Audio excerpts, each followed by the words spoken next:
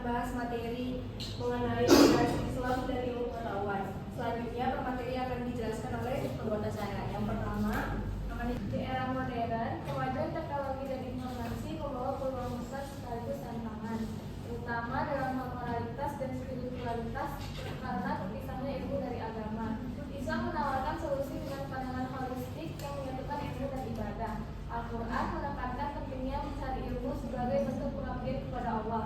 Namun, pengaruh Barat dan kolonialisme telah menyebabkan dikotomi antara ilmu agama dan ilmu umum di dunia Islam.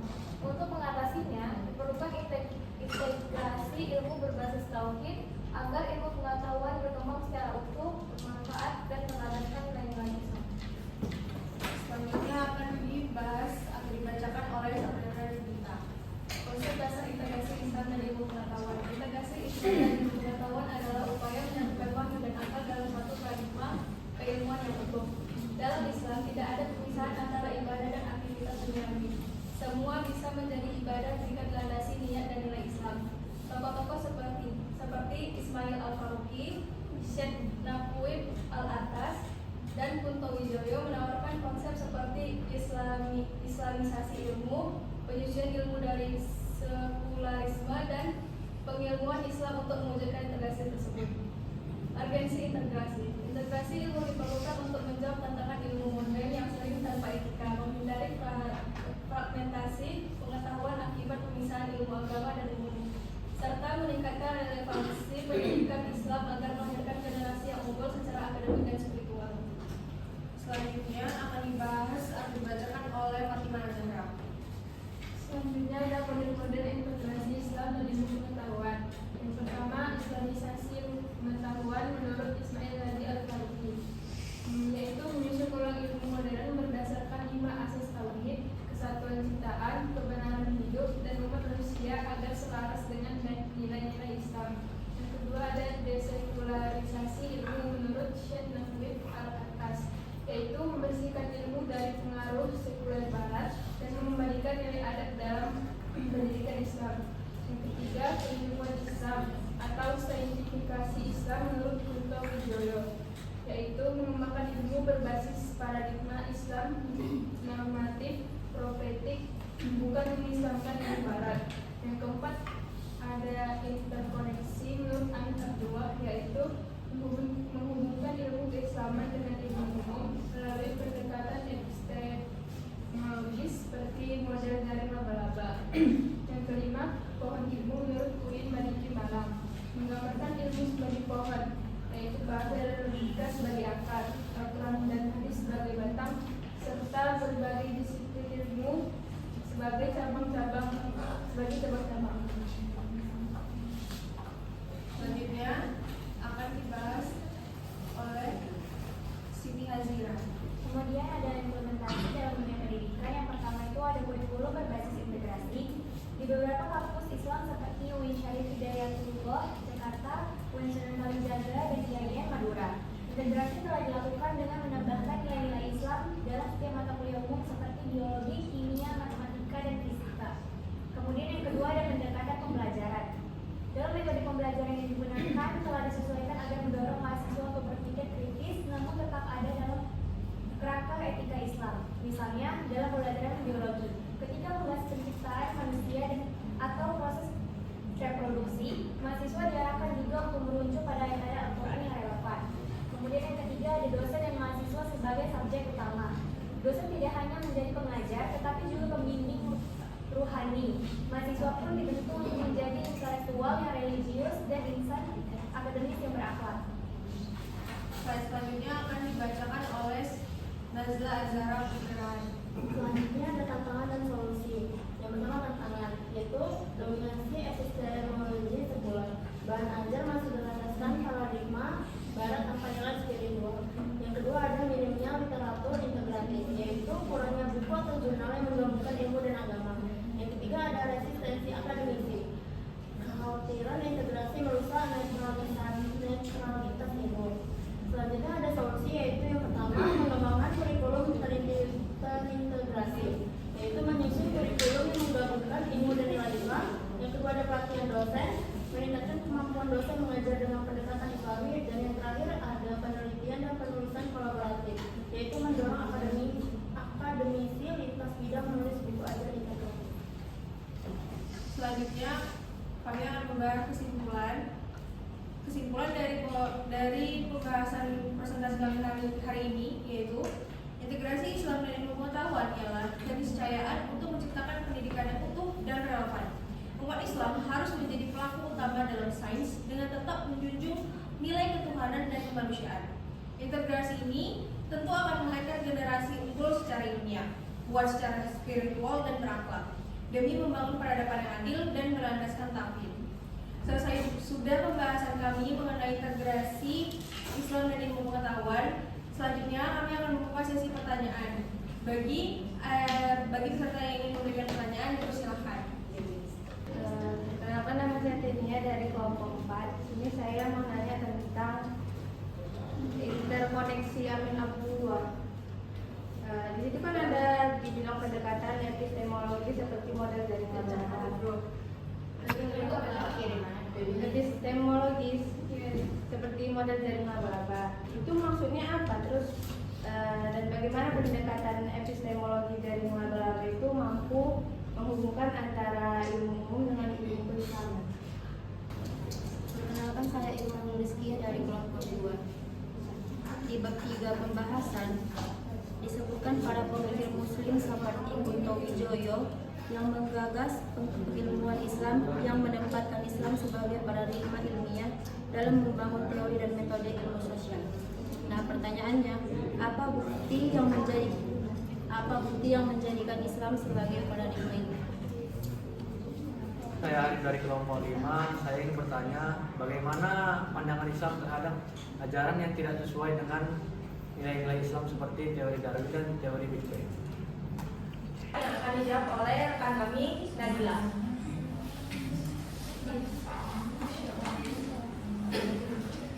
Jadi pertanyaan dari saya itu, apa maksud dari epistemologi seperti jaringan laba-laba dan bagaimana pendekatan epistemologi jaringan laba-laba mampu hubungan antara ilmu umum dengan ilmu keislaman?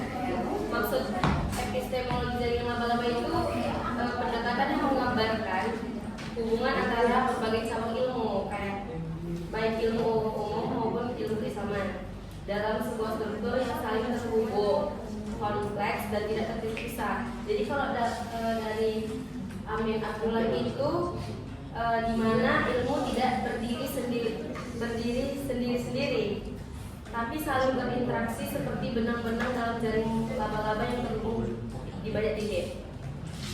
Kalau pendekatannya itu kayak mana, menghubungkannya itu kayak mana? Kalau ilmu keislaman itu kayak tafsir, hadis, fikih, dan ilmu umum itu seperti biologi, fisika, sosiologi, ekonomi, nggak dipisahkan secara kaku. Coba ketika kita mempelajari fenomena sosial, ekonomi atau biologi, kita juga mempertimbangkan nilai-nilai ajaran dan etika, ya kan? Nah, seperti cabang ilmu berkontribusi memperkaya pemahaman satu sama lain, sehingga melahirkan cara pandang ilmiah yang holistik. Contohnya, dalam riset tentang lingkungan, pendekatan jaringan laba-laba menghubungkan ilmu ekologi atau ilmu umum dengan ajaran Islam tentang amanah dan pelestarian bumi, benar nggak? Dalam ilmu ekonomi, menggabungkan teori pasar bebas dengan konsep keadilan sosial dalam zakat, benar nggak? Sudah sekian. Bisa dipahami. Ya, pertanyaan kedua, pertanyaan dari Tahul dari kelompok 2 yang akan dijawab oleh rekan kami, yaitu Mbak Alif Pratiwi. Pertanyaan kita yaitu apa bukti yang menjadikan Islam sebagai paradigma ilmiah? Jawabannya, Islam sejak awal mendorong manusia untuk berpikir, meneliti dan memahami alam semesta sebagai tanda-tanda kebesaran Allah. Ini membentuk suatu paradigma ilmiah, yaitu cara pandang terhadap ilmu yang khas dalam Islam. Beberapa bukti utama bahwa Islam menjadi paradigma ilmiah adalah: yang pertama, Al-Quran mendorong pengamatan dan penalaran. Yang kedua, tradisi ilmiah dalam sejarah Islam. Sejak abad ke-8 hingga 13, dunia Islam mengalami masa keemasan ilmu pengetahuan atau Islamic Golden Age. Ulama seperti yang pertama Al-Khwarizmi atau Bapak Al-Jabar, yang kedua Ibnu Al-Haytham atau kelompok metode ilmiah dalam optik, Ibnu Sina, dokter dan filsuf, Al-Biruni, ahli astronomi dan geologi. Yang ketiga, konsep tauhid dan peraturan alam. Tauhid atau keesaan Allah dalam Islam menciptakan keyakinan bahwa alam ini teratur dan rasional karena diciptakan oleh Tuhan yang Maha Bijaksana. Ini membuat kaum muslim terdorong mencari hukum-hukum alam, prinsip dasar dalam sains. Yang keempat, ilmu sebagai ibadah. Dalam Islam, mencari ilmu bukan hanya untuk duniawi tetapi juga bernilai ibadah. Yang kelima, ada metodologi ilmiah dipengaruhi oleh tradisi Islam. Sejarah sains seperti George Saliba dan Da Vinci menunjukkan bahwa metode observasi dan eksperimen yang kemudian menjadi standar di Barat dipengaruhi oleh karya ilmuwan Muslim. Terima kasih. Selanjutnya pertanyaan terakhir dari sesi pertama ini, pertanyaan dari Hanif yang berasal kelompok 5, yang pertanyaannya akan dijawab oleh rekan kami dari Zahra.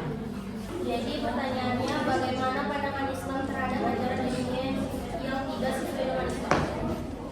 Secara umum, Islam sangat mendukung ilmu pengetahuan. Banyak ayat Al-Quran dan hadis yang mendorong umat Islam untuk belajar, mengkaji alam, dan mengembangkan pengetahuan. Bahkan dalam sejarah, banyak ilmuwan Muslim yang justru melahirkan perkembangan ilmu dunia, seperti Ibnu Sina, Al-Khwarizmi, dan Al-Biruni. Namun, kalau ada ajaran ilmiah yang bertentangan dengan prinsip dasar Islam, misalnya ajaran yang menangkai kebenaran Tuhan, merendahkan nilai kemanusiaan atau mendukung perilaku yang diharapkan, maka Islam mengajarkan umatnya untuk menolak ajaran tersebut jika secara jelas bertentangan dengan akidah dan syariat. Mengkritisi dan memilah.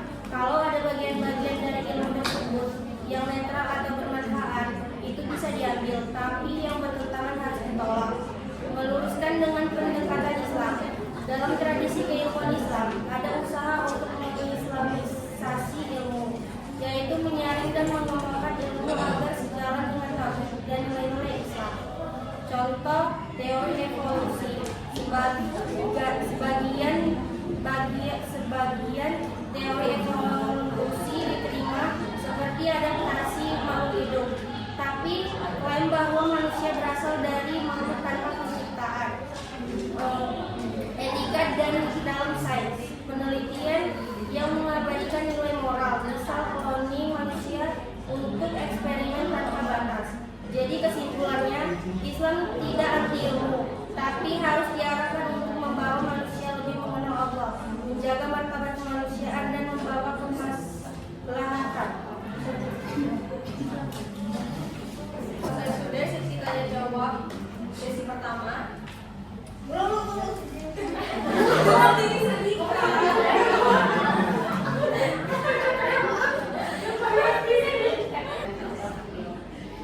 Selesai sudah sesi tanya jawab sesi pertama pada tanya jawab hari ini. Selanjutnya akan dilanjutkan pada sesi kedua. Pak, yang ingin memberikan pertanyaan silakan. Saya Muhammad Pertama dari kelompok 1.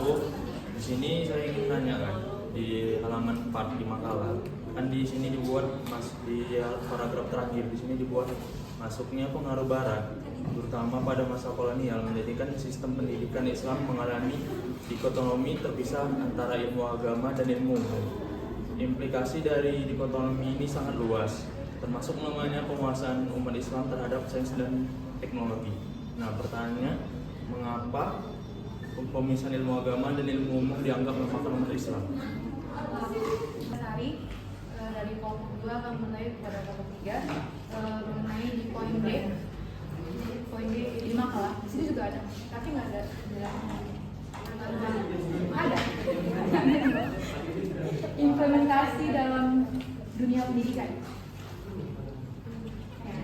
Di poin pertama itu ada tentang di beberapa kampus Islam seperti UIN dan UIN, kemudian YAIN Integrasi telah dilakukan dengan menambahkan nilai Islam dengan setiap mata kuliah seperti biologi, kimia, juga matematika, juga fisika.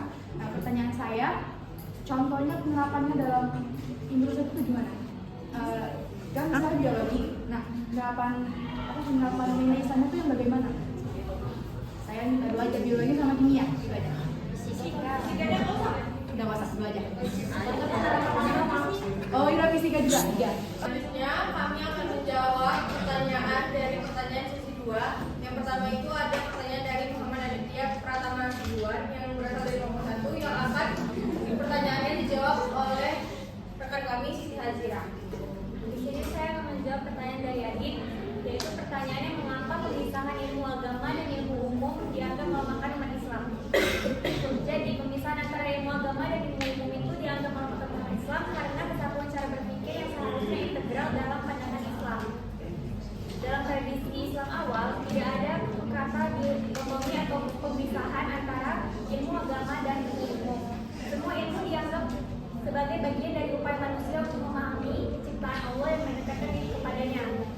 Dan kalau misalnya itu ada di pemisahan itu kan, atau perbedaan itu ada dampaknya, yaitu yang pertama ilmu agama bisa jadi sempit, kaku, dan kehilangan relevansi sosial karena tidak berinteraksi dengan pengembangan dunia nyata. Yang kedua ada ilmu umum, itu bisa berkembang tanpa arah moral dan spiritual, bahkan bisa dipakai untuk tujuan yang bertentangan dalam nilai-nilai Islam. Kemudian umat menjadi lemah karena kehilangan kekuatan ilmu untuk membangun peradaban yang seimbang dan tidak cukup dengan apa saja, tetapi juga butuh teknologi, ekonomi, politik, dan Islami. Kemudian hilangnya ruh tauhid dalam kehidupan. Islam mengajarkan bahwa semua aktivitas manusia harus diarahkan kepada ibadah Allah, termasuk belajar matematika, kedokteran, teknik, dan lain-lain. Kalau dipisahkan, kesadaran itu bisa hilang. Jadi dampak umat Islam tertinggal dalam sains dan teknologi juga mengalami krisis moral dan spiritual. Jadi itu memang nggak bisa dipisahkan. Iya. Apakah sudah sesuai? Selanjutnya kami akan menjawabkan pertanyaan dari sesi terakhir ini.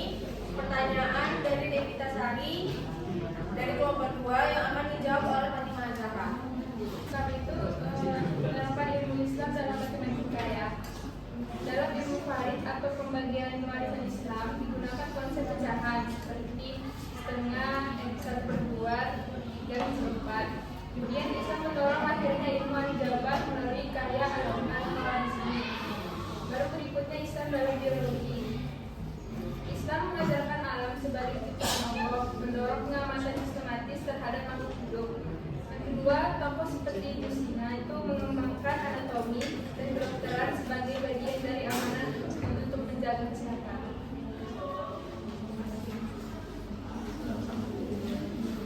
Juga sesi tanya jawab baik sesi pertama dan sesi kedua. Sekian presentasi kami hari ini. Kami dari kelompok 3 mengucapkan banyak